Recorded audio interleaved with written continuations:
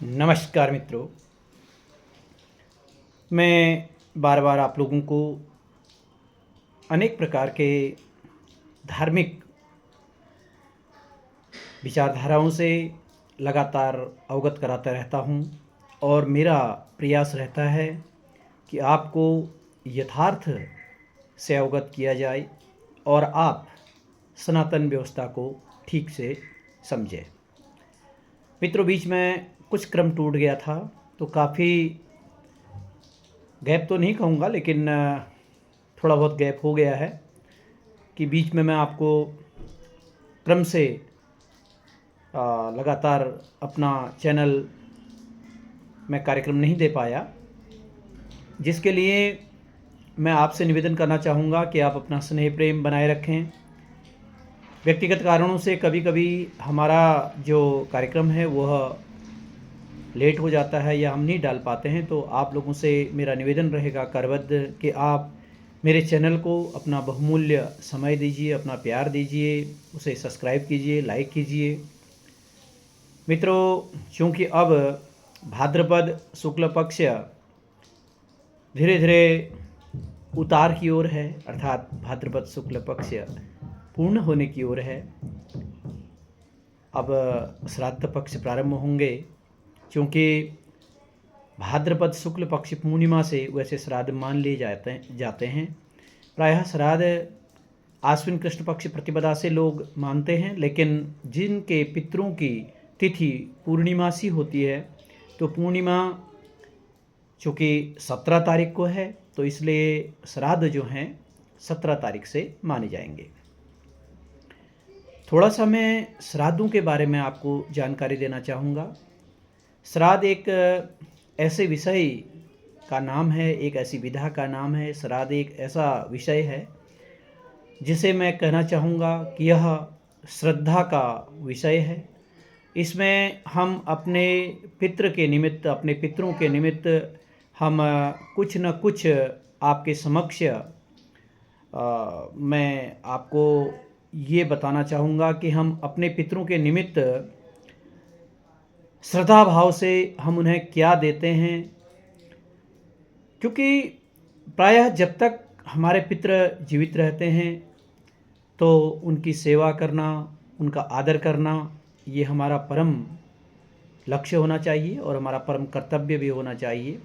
और उनके देहावसान के बाद उनकी जो पुण्यतिथि होती है, उस अवसर पर हम उनके निमित्त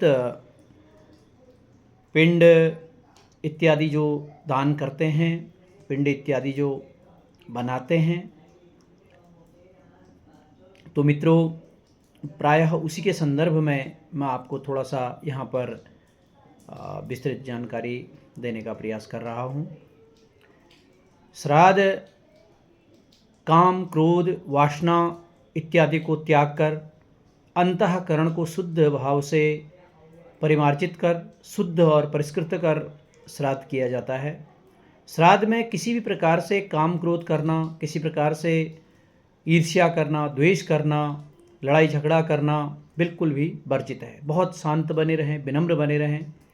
क्यों पितृ कभी यह नहीं चाहते कि उनके संतति, उनके संतान किसी प्रकार से उन्मादी हैं, तामसी हैं, तो वो चाहते हैं कि उनकी संतान शुद्ध और पवित्र अंतःकरण से पितरों के निमित्त जो भी यौ कुश तिल, यानी जौ, तिल और कुश लेकर उनके निमित्त जो भी तर्पण इत्यादि करते हैं, वो श्रद्धा भाव से पितरों को प्राप्त होता है।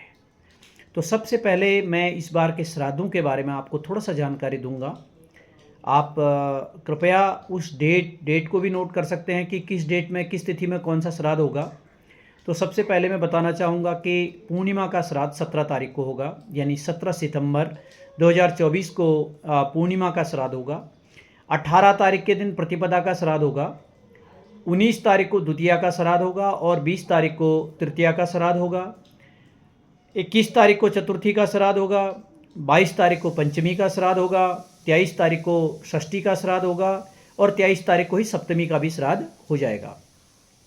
24 तारीख को अष्टमी का श्राद्ध होगा। 25 तारीख को नवमी का श्राद्ध होगा। 26 तारीख को दसवीं का श्राद्ध होगा 27 तारीख को एकादशी का श्राद्ध होगा, 28 तारीख को कोई श्राद्ध नहीं है, 29 तारीख को द्वादशी का श्राद्ध होगा, 30 तारीख को त्रयोदशी का श्राद्ध होगा, 1 अक्टूबर को चतुर्दशी का श्राद्ध होगा और 2 तारीख अक्टूबर 2024 को पितृ विसर्जन अमावस्या है, अर्थात उस दिन पितरों का विसर्जन होगा। अब इस दौरान अगर घर पर नातक या सूतक हो जाता है तो ऐसी स्थिति में काफ़ी दिन दिए हुए होते हैं, इसलिए 16 दिन दिए होते हैं, तो इन 16 दिनों में कभी भी हम श्राद्ध कर सकते हैं। अगर श्राद्ध छूट जाता है तो प्रतिपदा पूर्णिमा से लेकर यह पितृविसर्जन अमावस्या तक।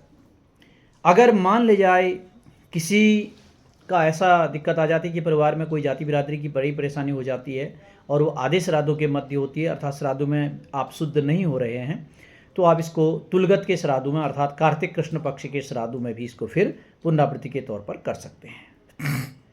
मित्रों, क्रमशः जब तक माता जीवित होती हैं तो पिता का श्राद्ध जो है आपको पहले कर लेना चाहिए, और माता के देहावसान के बाद पिता अष्टमी और माता नवमी को, यह विधान है। पिता का श्राद्ध तो आप प्रतिपदा से लेकर अमावस्या तक कभी भी कर सकते हैं, लेकिन माँ का श्राद्ध केवल और केवल नवमी को ही होता है। अगर कतिपय किसी कारण से नवमी के दिन अगर श्राद्ध छूट जाता है तो फिर वह छूट जाता है, ऐसी व्यवस्था दी गई है। ये आसौज के जो महालया पार्वण श्राद्ध हैं उसके बारे में मैं आपको समझा रहा हूँ। एकोदिष्ट श्राद्ध नहीं छूटता है। एकोदिष्ट श्राद्ध शुद्धिकरण के बाद दोबारा किया जाता है, तो एकोदिष्ट श्राद्ध तिथि को होता है, क्योंकि 2 प्रकार के श्राद्ध प्राय प्रचलन में होते हैं। एक होता है एकोदिष्ट जो महाप्राण की तिथि होती है उस दिन, और एक होता है आश्विन के जो महालया पार्वण श्राद्ध होते हैं। ये महालया पार्वण श्राद्ध इनका नाम इसलिए भी पड़ा कि यहाँ पर पहले से जो लोग कृषि वगैरह करते थे तो वहाँ पर नया अन्न जो है, इस वक्त धान की खेती होती थी, तो चावल हैं, लौकी, तुरई, कद्दू, ककड़ी, ओखड़, दाड़िम इत्यादि तमाम जो ऋतु की चीज़ें इस वक्त पैदा होती थी, जैसे घरों में पिनालू वगैरह होते हैं, गडेरी होती है, तो ये सारी सब्जी जो है पितृ विसर्जन पितृ श्राद्धों में यह जो है ये चीज़ें दी जाती थी। इसलिए इसको जो है सीधे शब्दों में अगर एक किस्म से ये भी कहा जा सकता है कि नया अन्न पितरों को इसमें दिया जाता है, तो यह एक ये व्यवस्था के अंतर्गत भी आता है आसौज का श्राद्ध। तो मित्रों, श्राद्ध श्रद्धा का नाम है। पवित्र भाव से शुद्ध अंतःकरण से हम श्राद्ध करें। पितरों के निमित्त जौ, कुश, तिल जो भी हम दे सकते हैं उससे पहले हम तर्पण करें।